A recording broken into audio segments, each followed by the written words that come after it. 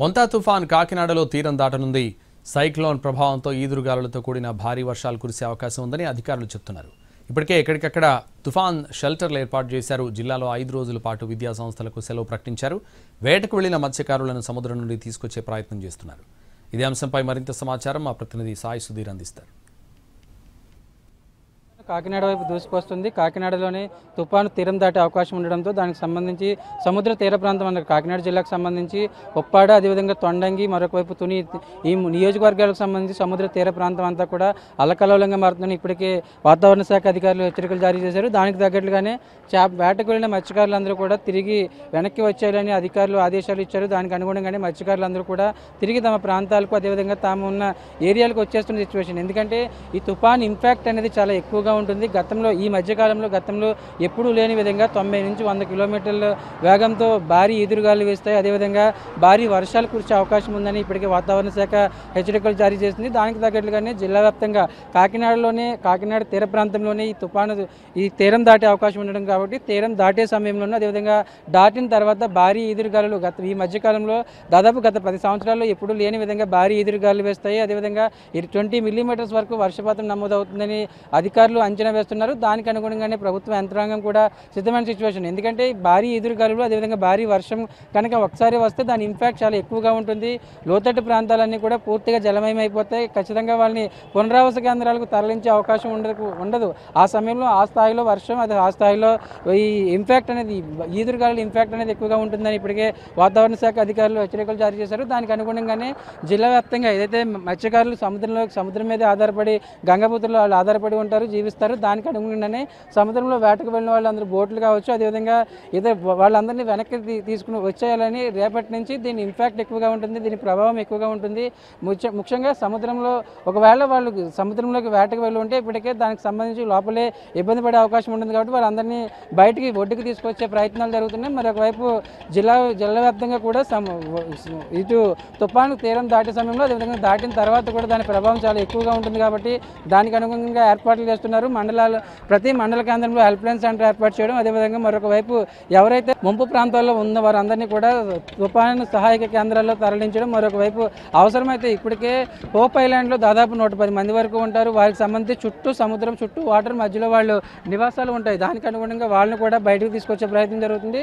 మరోవైపు ఆర్డీఓ కావచ్చు, అదేవిధంగా డిఆర్ఓ ప్రత్యేకంగా అక్కడికి వెళ్ళి వారితో మాట్లాడి కన్విన్స్ చేసి, ఒకవేళ తుఫాను ప్రభావం కనుక ఎక్కువగా ఉంటే, వాటర్ ఫ్లోటింగ్ అనేది ఎక్కువగా ఉంటే ఖచ్చితంగా ఆ సమయంలో బయటకు వచ్చే అవకాశం ఉండదు. కాబట్టి వాళ్ళను కూడా కన్విన్స్ చేసి ఇటు కాకినాడ వైపు తీసుకొస్తున్నారు. మరొకవైపు తాళ్లరేవు దగ్గర నుంచి మరొకవైపు తొండంగి వరకు కూడా ఈ తీర ప్రాంతానికి సంబంధించిన ఇంపాక్ట్ ఎక్కువగా ఉంటుంది. బోట్లు కావచ్చు, అదేవిధంగా లోతట్టు ప్రాంతాలు పూర్తిగా మునిగిపోయే అవకాశం ఉంటుందని ఇప్పటికే అధికారులు అప్రమత్తమయ్యారు. గ్రామాల వారీగా అవసరమైతే క్షేత్రస్థాయిలో గ్రామాల వారీగా కూడా వాళ్ళని సేఫ్ ప్రాంతానికి తీసుకురావడం, మరొకవైపు భారీ ఎదురుగాలు ఉన్న ప్రాంతాలు ఎక్కడైతే ఉన్నాయో వారందరినీ కూడా సేఫ్గా బయటకు తీసుకురావడానికి ఒకవేళ బయటకు తీసుకొచ్చే ఏర్పాట్లు చేస్తున్నారు. ఎందుకంటే ఒక్కసారిగా వాతావరణం మనకు చేంజ్ అయితే కనుక, ఈ తుఫాను కావచ్చు, అదేవిధంగా ఈదురుగాలికి సంబంధించిన వాతావరణం కనుక చేంజ్ అయితే కనుక వాళ్ళని బయటకు తీసుకొచ్చే అవకాశం ఉంది. కాబట్టి దానికి అనుగుణంగా ఏర్పాటు చేస్తున్నారు. మరోవైపు జిల్లా వ్యాప్తంగా ఈ నెల తుఫాన్ ప్రభావాన్ని ఎదుర్కొనేందుకు జిల్లా యంత్రాంగం సన్నద్ధంగా ఉందని పశ్చిమ గోదావరి జిల్లా కలెక్టర్ నాగరాణి తెలిపారు. జిల్లాలో ఎక్కడ ప్రాణ ఆస్తి నష్టం జరగకుండా పటిష్ట చర్యలు తీసుకోవాలని యంత్రాంగానికి సూచించారు. కార్తీక మాసం సందర్భంగా బీచ్లకు వచ్చే సందర్శకులు తమ ప్రయాణాన్ని వాయిదా వేసుకోవాలంటున్న కలెక్టర్ నాగరాణితో మా reporter Mallikarjuna face to face. భావం రాష్ట్రం పైన ఎక్కువగా ఉండేటటువంటి అవకాశం ఉందని ఇప్పటికే వాతావరణ శాఖ హెచ్చరికల నేపథ్యంలో రాష్ట్ర వ్యాప్తంగా కూడా అధికార యంత్రాంగం అప్రమత్తమైంది. ఇటు కాకినాడ, మచిలీపట్నం మధ్య తీరం దాటేటటువంటి నేపథ్యంలో పశ్చిమ గోదావరి జిల్లా అధికార యంత్రాంగం అప్రమత్తమైంది. ఇప్పటికే జిల్లా కలెక్టర్ నాగరాణి అక్కడ సిబ్బందిని అప్రమత్తం చేశారు. ఇదే విషయంపైన మనతో మాట్లాడేందుకు జిల్లా కలెక్టర్ మేడం ఇప్పటివరకు కూడా ఎటువంటి చర్యలు అనేవి తీసుకున్నారు తుఫాను నేపథ్యం? మనకి తీరం వెంబడి ఉన్న గ్రామాలందరినీ కూడా అలర్ట్ చేశాము.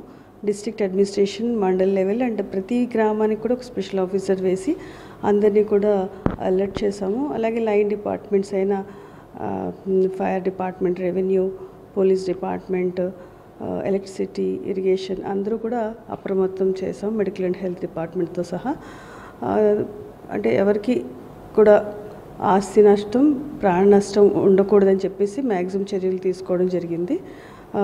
అడ్మినిస్ట్రేషన్ అంతా కూడా అప్రమత్తంగా ఉన్నారు. ఎలాంటి సిచ్యుయేషన్ అన్నా కూడా డీల్ చేయడానికి అంత గేరప్ అయి ఉన్నాము. ముఖ్యంగా పేరుపాలెం బీచ్ అనేది పర్యాటకంగా చాలా ప్రాముఖ్యమైనటువంటి ప్లేస్.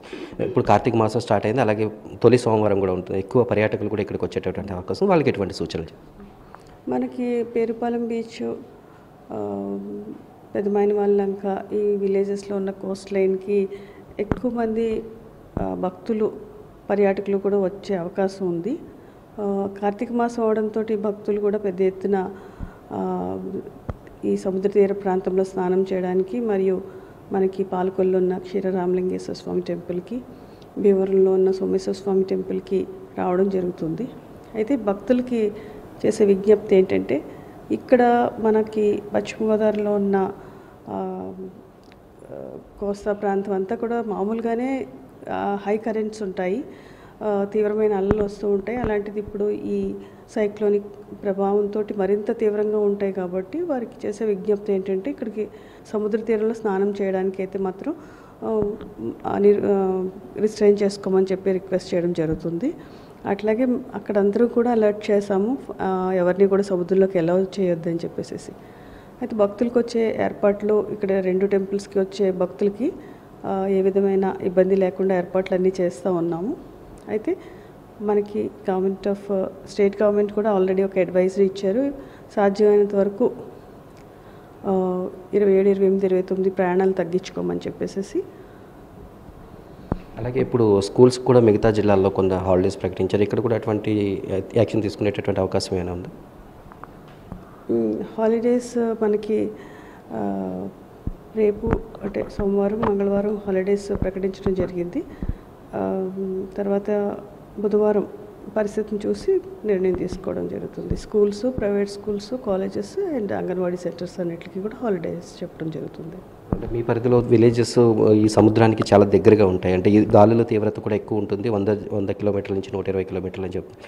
సో ఆ టైంలో కొంచెం ఎక్కువ ఇబ్బందులు, అంటే కరెంట్ ఫోల్స్ కానీ చెట్లు కానీ పడేటటువంటి అవకాశం ఉంది కదా, దీనికోసం ఏ అరేంజ్మెంట్స్ చేస్తారు? ఈ తీర ప్రాంతంలోనే కాకుండా జిల్లా మొత్తంగా కూడా ఎక్కడైనా కూడా ఈ ఈదురుగాలతో చెట్లు కనుక పడిపోయినా కూడా ఆ టైంకి ఎక్కువ డిలే అవ్వకుండా మేము క్లియర్ చేసే విధంగా అన్ని డిపార్ట్మెంట్స్ని కూడా అప్రమత్తం చేసాము. రెవెన్యూ, పోలీసు, తర్వాత fire department, R&B departments, forest department అంతా కూడా ఈ ఎలక్ట్రిక్ సాస్, హౌస్ వే, JCBC ఇవన్నీ రెడీగా పెట్టుకుని రోడ్స్